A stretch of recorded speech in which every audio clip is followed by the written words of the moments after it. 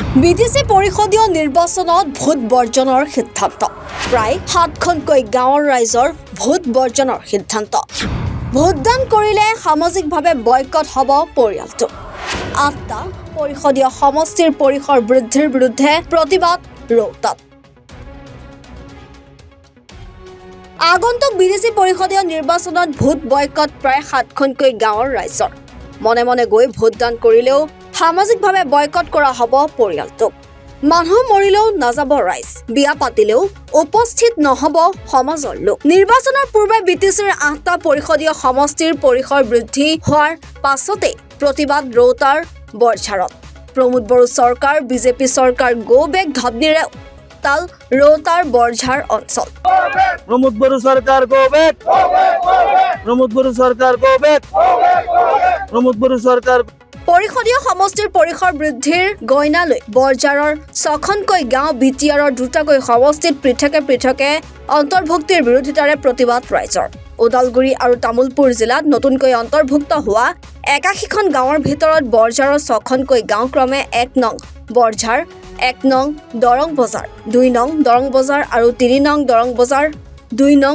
বৰঝাৰ আৰু বৰঝাৰ গ্ৰেণ্ড অন্তৰ্ভুক্ত হ'ল বিটিআৰত 1 নং বৰঝাৰ 1 নং দৰং বজাৰ 2 নং দৰং বজাৰ আৰু 3 নং দৰং বজাৰ 4খন গাঁও অন্তৰ্ভুক্ত কৰা হৈছে ৰৌতা পৰিষদীয় সমষ্টিত আনহাতে 2 নং বৰঝাৰ আৰু বৰঝাৰ গ্ৰাণ্ড 5 নং চেৰফাং সমষ্টিত অন্তৰ্ভুক্ত হয় সমষ্টি পুনৰ নিৰ্ধাৰণৰ সময়ত দলগাঁও সমষ্টিৰ 75 নং বৰঝাৰ গাঁও পঞ্চায়তত অন্তৰ্ভুক্ত হৈছিল 47 নং মাজবাদ বিধানসভা সমষ্টি কিন্তু সমষ্টি পৰিসৰ বৃদ্ধিৰ গইনালৈ পূৰ্বৰ 75 নং বৰঝাৰ গাঁও পঞ্চায়ত দ্বিখণ্ডিত কৰি ৰৌতা আৰু 5 নং চেৰংফা সমষ্টিত অন্তৰ্ভুক্তৰ বিৰোধিতা ৰাইজৰ দাবী যে এওঁলোকক পূৰ্বৰ 75 নং বৰঝাৰ গাঁও পঞ্চায়ত ঘূৰাই দিয়ক অন্যথা বিটিচি চৰকাৰে আটাইকেইখন গাঁও এটা পৰিষদীয় সমষ্টিত ৰাখি সেই স্থানত উন্নয়নৰ বাবে সুকীয়াকৈ গঠন কৰক এটা ভিচিডিচি প্ৰায় 7500তকৈও অধিক হিন্দু বঙালী ভোটত থকা এলেকাটোত ৰাজনৈতিক লাভালাভ অৰ্জনৰ বাবে বিজেপি ইউপিপিএলত অঞ্চলবাসীক ব্যৱহাৰ কৰাৰ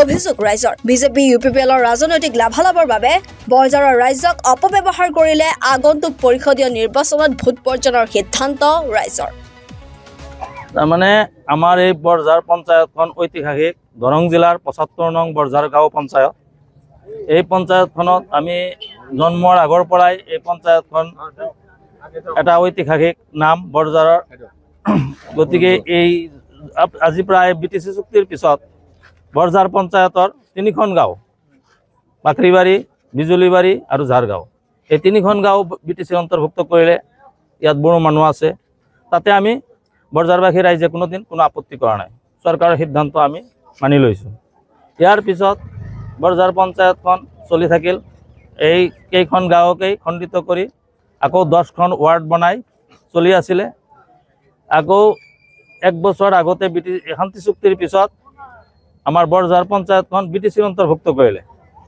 তথাপিও আমি ইয়াতে ৰাইজে কোনো ধৰণৰ প্ৰতিবাদ কৰা নাই ইয়াৰ মানে কোনো আমি ৰাইজে কোনো সন্তুষ্টিও আমি কৰা নাই এতিয়া আমি বিটিচিৰ অন্তৰ্ভুক্ত বুলি আমি মানি লৈছোঁ এতিয়া আমি 2-3 দিন হ'ল আমি কোনো আনুষ্ঠানিকভাৱে আমাক জনোৱা নাই বৰঝাৰবাসী কোনো ৰাইজকে কোনো মানে ৰাজনৈতিক নেতাই হওক বা অফিচিয়ালি হওক আমাক নজনোৱাকৈ এতিয়া আমি দেখিব পাৰিছোঁ যে আমাৰ এই 1 নম্বৰ বৰঝাৰ 1 নম্বৰ দৰং বজাৰ 2 নম্বৰ দৰং বজাৰ আৰু 3 নম্বৰ দৰং বজাৰ এই 3খন গাঁও ৰৌতা বিটিচি সমষ্টিতে ৰাখিছে আৰু বাকী বৰঝাৰ গ্ৰেণ্ড আৰু 2 নম্বৰ বৰঝাৰ এই গাঁও দুখন 5 নং চেৰফাং সমষ্টিত পেলাইছে তাৰমানে ইয়াৰ পৰা এইটোৱেই প্ৰতিমান হৈছে যে আমি এই বৰঝাৰ অঞ্চলৰ ৰাইজৰ আমি ভোটাৰ আমি এই দেশৰ নাগৰিক আমাৰ ভোটাধিকাৰ আছে আমাৰ দ্বাৰাতে চৰকাৰ নিৰ্বাচিত হয় জনসাধাৰণ ৰাইজৰ চৰকাৰী প্ৰতিনিধি নিৰ্বাচিত হয়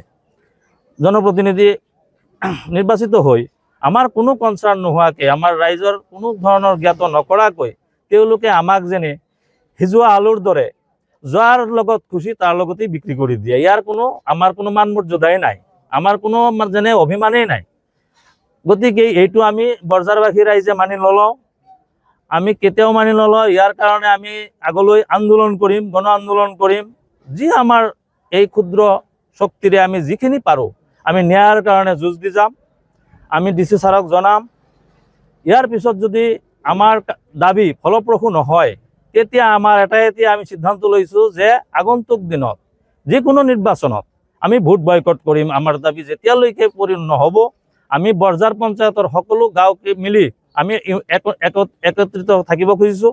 আমাৰ আগৰ বৰঝাৰ পঞ্চায়তেই হওক, বৰঝাৰ VCDC হওক, আমি এটাই থাকিম। বৰঝাৰ VCDC হওক, বৰঝাৰ পঞ্চায়ত হওক, আমাৰ এটা ঐতিহাসিক স্বাভিমান যাতে থাকে, আমাৰ যাতে নাম থাকে, আমি এইখিনি বিচাৰিছোঁ। আমি চৰকাৰৰ ওচৰত আমি কোনো ধৰণৰ ৰাজনৈতিক আন্দোলন আমি কৰিব বিচৰা নাই। আমি কোনো বিক্ষোভ তেনেকুৱা ধৰণৰ কৰিব পৰা নাই। আমি মাত্ৰ প্ৰতিবাদ জনাইছোঁ। আমি ইউনাইটেড থাকিম। আমি বৰঝাৰ পঞ্চায়তখনৰ অস্তিত্বৰ কাৰণে আমি যি কৰিব লাগে আমি কৰি যাম। সম্পূৰ্ণ সত্য এইটো একদম আপোনালোকে জানে, ৰাইজেও জানে যে এইটো ৰাজনৈতিক। এতিয়া ৰাজনৈতিক স্বাৰ্থৰ খাতিৰত যেনে জনসাধাৰণৰ কোনো মূল্যই নাই।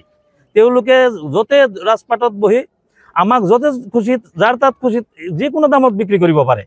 আমাৰ সমষ্টি, আমাৰ মাটি বাৰীৰ অস্তিত্ব ৰক্ষাৰ দায়িত্ব যেন এতিয়া তেওঁলোকৰে। আমি যেন তেওঁলোকৰ মাটি আধিবাৰী কৰিহে খাইছোঁ। এতিয়া আমাৰ MP ছাৰ আছে, এওঁ যে কি ইমান ডাঙৰ, তেওঁ ইমান ওপৰলৈ গ'ল আমাৰ ভোটেৰে। এতিয়া আমাৰ ইমান সস্তীয়া দামত য'তে ত'তে এতিয়া কেতিয়াবা আমাক ইটালীৰ হাতত বিক্ৰী কৰিব। ঠিক তেনেকৈ আমাক কৈ 5 নৈ 4 ভাং, ইফালে আমি ক'ত যাম? আমাৰ নদী খাল বিলেৰে ভৰ্তি। বৰঝাৰত কি ডেভেলপমেণ্ট আছে? একো নাই। ডেভেলপমেণ্টৰ নামত কোনো কাম নাই। আমাক এইটো সমষ্টিত এটা গাঁও, এইটো সমষ্টিত 2টা গাঁও এনেকৈ পেলাইছে। এইটো আমি কেতিয়াও মানি নলওঁ আৰু এইটো যুক্তিযুক্ত নহয়। এইটো এটা ৰাজনৈতিক নেতাৰ একেবাৰে মূৰ্খামি বাদে আৰু কোনো ধৰণৰ জ্ঞানী সিদ্ধান্ত নহয়। এইটো আমি বৰঝাৰ পঞ্চায়ত লাগিলে আমি মৰি যাম, কিন্তু এইটো কেতিয়াও আমি মানি নলওঁ। আমি একেবাৰে 16 আনা ভোট বয়কট কৰিম। আৰু যদি কোনোবাই চুৰি কৰি